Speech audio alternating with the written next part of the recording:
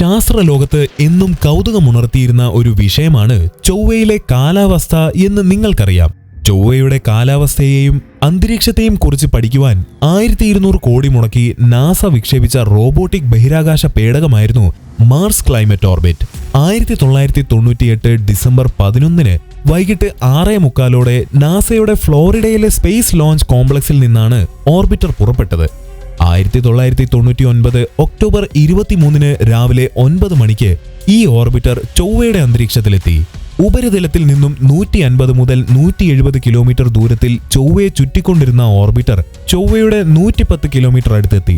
ചൊവ്വയിൽ ഇറങ്ങുന്നതിന് പകരം ചൊവ്വയുടെ അന്തരീക്ഷത്തിൽ വെച്ച് തന്നെ ഇത് കത്തിച്ചാമ്പലായി. ഉപരിതലത്തിൽ നിന്നും 80 കിലോമീറ്റർ അടുത്തുള്ള ഓർബിറ്റിൽ എത്തിയാൽ തന്നെ കത്തിച്ചാമ്പലാകുമെന്നിരിക്കെ ശാസ്ത്രജ്ഞന്മാർ ആ സ്പേസ് ക്രാഫ്റ്റിനെ 57 കിലോമീറ്ററിനടുത്തുള്ള ഒരു ഓർബിറ്റിലാണ് എത്തിച്ചത്. ഈ ഓർബിറ്ററിന്റെ സോഫ്റ്റ്വെയറിന്റെ ഒരു ഭാഗം വികസിപ്പിച്ചത് നാസയും എയ്റോസ്പേസ്, ഡിഫൻസ് എന്നീ മേഖലകളിൽ കേമനായ ലോക്ഹീഡ് മാർട്ടിനുമായിരുന്നു. രണ്ടുപേരും വികസിപ്പിച്ച സോഫ്റ്റ്വെയറുകൾ കൃത്യമായിരുന്നുവെങ്കിലും അവർ ഉപയോഗിച്ച മെട്രിക് യൂണിറ്റുകൾ വ്യത്യസ്തമായിരുന്നു. അത്തരമൊരു അശ്രദ്ധ തന്നെയായിരുന്നു ഓർബിറ്റർ കത്തിപ്പോകുവാനുള്ള കാരണമായതും.